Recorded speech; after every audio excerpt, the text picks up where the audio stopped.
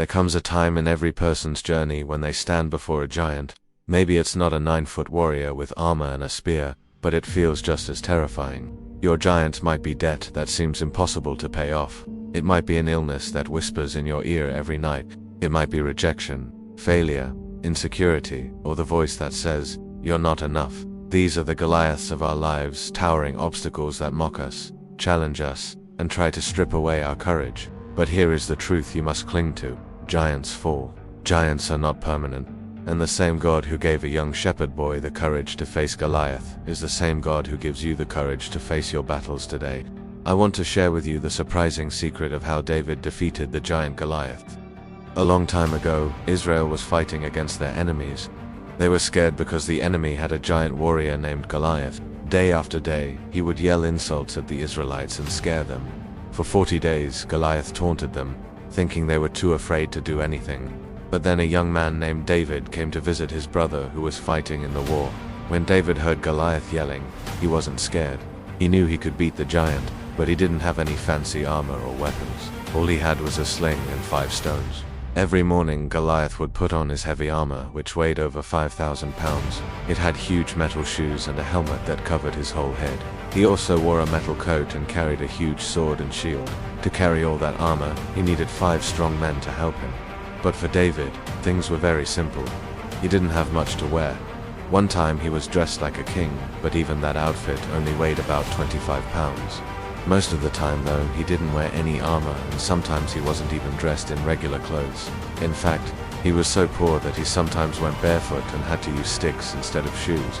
So how could someone like David defeat a giant like Goliath? It wasn't easy. First, David found a smooth stone and put it in his sling. Then he took aim at Goliath's forehead and pulled back the sling. He threw the stone really hard and hit the giant right between his eyes. But that wasn't the end of the story. After David hit Goliath, something very interesting happened. Goliath got angry and tried to attack David, but David was quick and dodged his attacks. Then he hit Goliath again and again until the giant fell down dead. Many times in our lives, we face our own personal giants, problems or situations that seem too difficult for us to handle. These can be scary experiences, just like when David faced Goliath. Sometimes these giants come in the form of worries about money, health, or relationships. Other times they can be fears of failure, self-doubt, or feeling like we're not good enough. Just like David, we may feel scared or like we don't have what it takes to win. But remember, we have a powerful friend to help us, God Himself. With His help, we can overcome anything. David didn't defeat Goliath because he was the strongest, the biggest, or the most powerful. He didn't have the best armor or the sharpest weapon. Instead, he won because he believed in himself and his mission. He knew he could win, and that's what made him successful. Many times in my life, I've felt like a little guy going up against a giant. But when I remembered that I'm not alone, that God is with me, I became much stronger. We all have unique abilities inside of us waiting to be discovered. Sometimes all we need is a bit of encouragement to realize that we can do amazing things. For example, let's imagine that one of our giants is shyness. Maybe we're really quiet and find it hard to talk to new people. That can make it tough to make friends or do well at school or work. But just like David, we can learn to be brave and face our fears. As we get better at talking to people, we become more confident and open, and we discover that being shy doesn't have to control us anymore. Another giant we might face is the fear of being alone. This could be because our parents are always arguing, or maybe we've been teased or bullied a lot. When we're scared of being alone, it can be hard to trust new friends or ask for help when we need it. But as we keep trying and learning to trust people, we'll eventually find friends who accept and value us for who we are. We all have different challenges, but they're all part of growing up and becoming stronger. Every time we face our fears and try new things, we become more confident and capable. Even if we stumble and fall, we should keep trying. Remember, no matter what giants we have to face, we're never truly alone. God is with us every step of the way, helping us to become the best versions of ourselves. One thing that makes David's story so special is that it reminds us that even when we feel small and helpless, we have the power to be brave and take action. It doesn't mean we won't feel nervous or scared sometimes. It means that even when we do, we can choose to be brave and keep moving forward.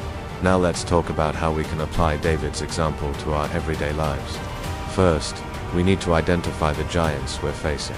These could be specific problems or situations, but they could also be negative thoughts or feelings that hold us back. Next, We need to remember that we're not alone in this fight. God is on our side, and He wants us to succeed. Just like David, we can talk to God about our fears and worries, and He'll give us the strength and courage to face our giants. It's also important to remember that we don't need to fight our battles alone. We can reach out to friends, family, or other people we admire for support and guidance. By working together, we can tackle even the biggest giants. Another lesson from David's story is the importance of preparation. Before facing Goliath, David gathered 5 stones and practiced throwing them with his sling. He knew that each stone was important and that he needed to be prepared. Similarly, we need to take the time to think about the best ways to face our giants. We can't just charge in blindly and expect to win. We need a plan and we need to practice. Sometimes our plan might involve learning new skills, like speaking up more in meetings at work or practicing relaxation techniques to calm our nerves when we get nervous. Other times, it might mean reaching out for help or advice from people who have faced similar giants and come out on top. Finally, we need to remember that we can't give up, no matter how challenging the battle becomes. David didn't win on his first try. It took multiple throws to defeat Goliath. Similarly, we might not succeed right away, but we shouldn't let that discourage us. With persistence and determination, we can overcome any obstacle. In conclusion, David's story teaches us that no matter how small we feel, we have the power to be brave and take action. With God's help, we can face our giants with confidence and come out victorious. So what giants are you facing today? Will you take the first step towards overcoming them? Remember, the first step is always the hardest, but it's also the most important. Don't wait any longer. Start today and see how far you can go. As the old saying goes, a journey of 1,000 miles begins with just one step. So go out there, be brave, and take that first step. I want you to look at this quote and let these words sink deep into your soul, because they hold a profound truth about life and its challenges. There will be days when the weight of the world presses down on your shoulders so hard you can barely breathe. Days when the goals you once believed in seem too far away.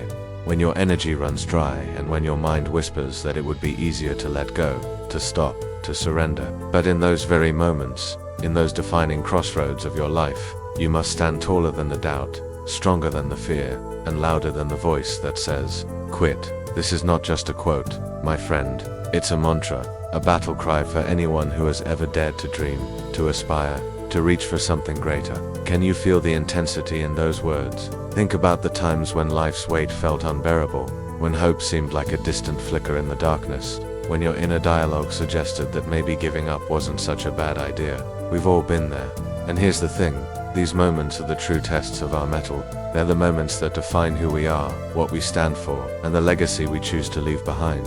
It's easy to be strong when things are going well, when the sun is shining and the path ahead is clear.